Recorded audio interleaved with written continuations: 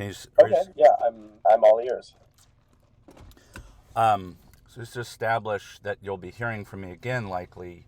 Last Ledge Days in Salem in September, James Manning, who's the chair of the Senate committee that covers veterans, said that I could have 15 minutes of time in December before the legislature enters its session again, because I have authored two bills that are being introduced or have been introduced, or at least submitted, to Legislative Council through Senator Kim Thatcher and Representative James Heeb, both of which deal with military civil rights. And if I come off a little skeptical, it's because I've talked to journalists before, and contrary to what I think is common sense, they've decided not to report on this stuff. Yeah, I'll be doing this again, but I'm trying to give journalists and particularly Democrats some advance warning, because I want it in the press and I think it's newsworthy, but also some of it can be damaging to Harris's campaign for president. Namely, I recently discovered that when Harris was AG, Attorney General in California, the California legislature passed a bill, Assembly Bill 556, in October of 13, that added military and veteran status to the protected classes under the jurisdiction of the California Civil Rights Department, or CRD. According to the state's constitution, California's constitution, the AG is required by law to implement these bills, right? I don't think that's a surprise, but it's a formal requirement of the AG. Despite adding military and veteran status to the largest civil rights department in the nation, Harris's office ignored it. Just a month prior, she put out some press release, and if you go on the California Attorney General website, the Department of Justice, it has all their press releases. And there was one that was released in September, there's one that was released in December, but nothing in October on AB 556, which is all it did was add military and veteran status to the protected classes. It seemed to have been ignored. That might be disproven, but I'd like to see it. Then when she was in the Senate, and she was on the Senate Judiciary in 2019, when I was in Maryland working with Representative David Trone of Maryland's 6th District, I managed to strong-arm him into drafting and sending a letter to the Department of Justice at the federal level, asking them why they weren't enforcing civil rights for military families. And I'll get to that in just a moment. I mentioned Harris because she was on the judiciary. Whoops. You still there? Yep. She was on the judiciary and would have had oversight over Donald Trump's Department of Justice.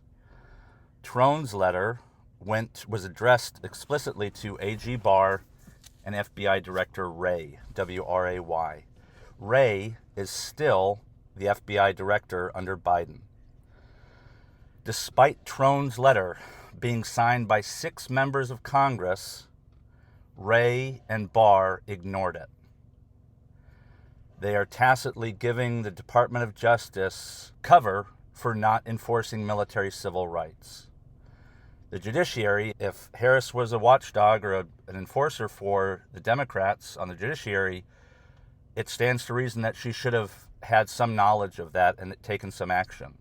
Trone is not very popular, I understand that, but either these systems are credible and legitimate and are being paid attention to, or they're not. We can't have it both ways. So when she nominated an Army artillery retiree, that was disturbing to me, because her record has not been good on civil rights when it has to do with military families.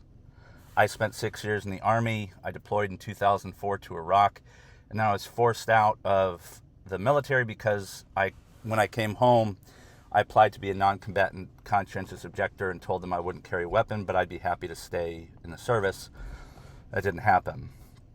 So Harris has this record, and I've been trying to get in front of her campaign through the Oregon Democrats, through personal connections I have, And then 2 days ago, maybe 3 days ago, I discovered that the guy who worked with me on the Trone letter in 2019 was hired by Harris's staff as vice president in September of 2023. A gentleman by the name of Andy Flick. Andy Flick was the chief of staff for Trone when I was working with him. I have a handful of emails of he and I going back in detail about military civil rights, and not just the Trone letter, which went out in November of 19, but Andy also told me that Trone was trying to get a hearing on military civil rights. And in furtherance of that, he asked me for a set of questions that he could forward to the Congressional Research Service in D.C. I never got those answers back. I still haven't gotten any answers back. And now Trone's office won't even confirm or deny that Ray or Barr even responded. That's the kernel of what's going on. That's the urgent thing.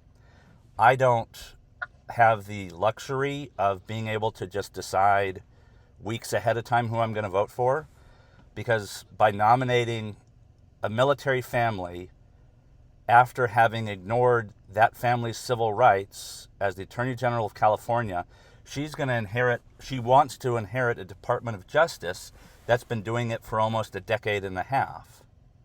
That to me smells like a token veteran, a token minority that she can trounce around and say, look, I love veterans, even though as AG, she decided to ignore civil rights. And I've shared this information with the state Republican Party as well as the Democrats, but I don't think that it's fair it doesn't matter what I think, frankly. That's the most pressing thing. As I said, I also will be testifying in front of the Senate committee in December. I also have authored the 2 bills that Hebe and Thatcher will be introducing in January, or have introduced. He got primaried out, but the bill is introduced. So that's where we are. Where would you like me to go from here? I'm thinking. This is definitely, it seems to be of a wider scope than things that I normally cover. I'll say that just off the bat. And so because of that, I'm not really sure how I would go about reporting this. My first thought is any records or emails that you would be able to provide, I think would probably be the best.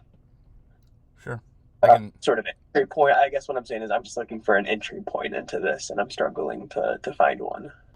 So if you go to gijustice.com, that's my website. If you go to the blog, one of the most recent ones, I outline Andy Flick, my involvement with him, including screenshots of my emails. I don't know how you would verify them, but I'm happy to forward them to you if you like. And the one right before that is when I discovered Harris's record and that there was a connection. So there's 2 blogs there that will give you some more context. I believe on that website as well, I have the Trone letter from 2019. You got to scroll down for it. But one of the things that brings us into Oregon's scope is that Ron Wyden, the senior senator at the Congressional Senate, he recently sent out a letter on October 4th, a couple weeks ago. Now, it wasn't as hard with Trone as with Trone. They were much more supportive, but I also have noticed that Wyden has not put the letter on his social media. He hasn't released a press release. They forwarded me they gave me a PDF, but I haven't been able to confirm with the Department of Justice that they received it. And I trust politicians about as far as I can throw them. Wyden has already made this a local issue, and Wyden not publicizing it suggests to me that he knows several of his staff have been working with me and have been hearing some of this stuff. You can find some of the Zoom calls that they've been on the GI Justice website blog, but they're smart people. I don't doubt that they can put 2 and 2 together, that there's a straight line between military civil rights and Kamala Harris's record in California. And I grew up in California. That's why it's important to me. But I also have a complaint with the CRD in which I discovered that the CRD still had not even added military and veteran status to their complaint intake form. So that's when I began wondering whether Harris implemented the law at all. I don't doubt that she knew about it, or I don't believe she knew about it and suppressed it. I believe she didn't pay attention. I think this is a blind spot. And that's why I have hope that should this be reported, that Harris could easily make a statement. Walz is on her team, and of course she wouldn't do that deliberately. But I'm sitting on 17 human lives every day that are going down the shitter because we don't know how to have conversations about human dignity for military families. So you can find the Wyden letter on there. I don't know, I should be able to verify it and I can't. But the date is on there. I've got an image of the letter. You can probably verify it with them if you like. They might be more responsive to a journalist, but there are a lot of entry points. Okay. Okay, yeah, I'm looking through the blog right now, and yeah, I think I just need to very closely read through all of this and then, yeah, go from there. Okay, I think, yeah, I think I have a somewhat general understanding, and I think reading this is probably the next step that I should take. Yeah, I will go through this and I will see what I find, or maybe points of investigation that I can start on.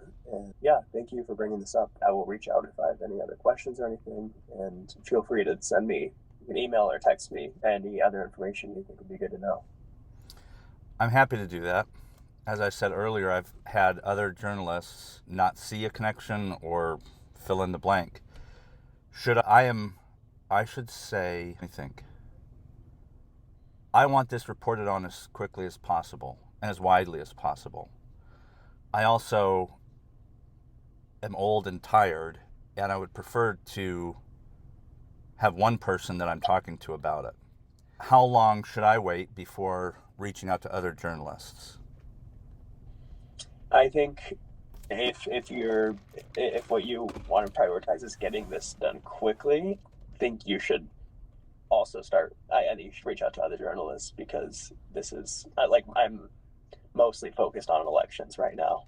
There's a lot of coverage we're working on, so I wouldn't be able to dedicate a ton of time right now to this. Can you see how that would sound duplicitous to me? That this is an election issue. I put on TikTok the night of the presidential debate a question like, does she care about my civil rights? A lot of the other factual evidence has been on the books for years.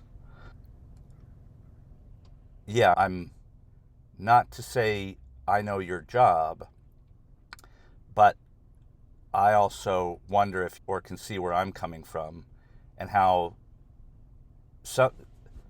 the words you're using make sense, but I don't understand how this would not be an election issue. I totally hear you. I think, how about this? I'll bring it up to my editor. I'll send her some of the materials that I see here.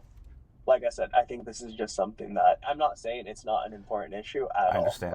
Making valid points. I think what I'm trying to say is I think this might just be something for a different reporter, like maybe someone who covered more national level stuff. Okay. I think I have your email, but I'm in Lincoln City. I'm going to be driving back towards Albany for a bit, and I've got kids and stuff.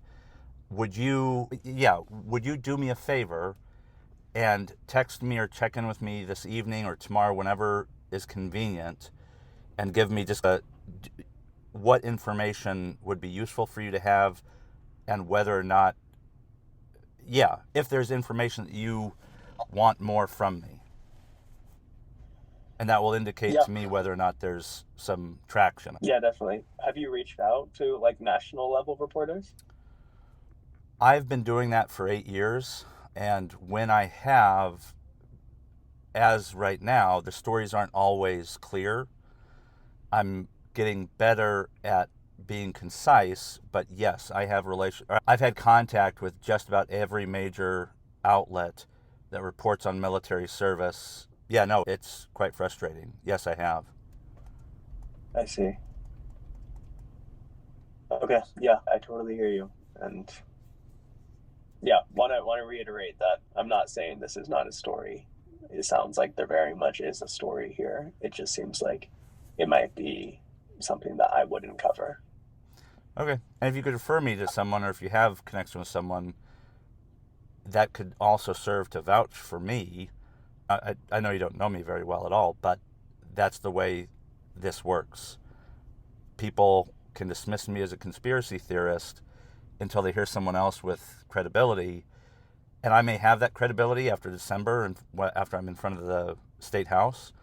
But to me, I can't decide my vote until November 5th. And I don't think that's exactly fair. I put 6 years of my fucking life on this, and everybody just keeps expecting me to, or military families in general, to just keep sucking it up and driving on. But if you find that you may not be able to carry this story, your direct reference or connection to someone that you think could would be very valuable to me as well. Okay, I hear you. I will, yeah, like I said, I'll bring this up with my editor and see what they think. Okay, I'll look forward to hearing back from you maybe this afternoon or tomorrow or something. Is that... Yeah, I'll let you okay? know. I'll let you know in the next day. Okay, sounds good. Thank you for listening. Yeah, thanks again for reaching out.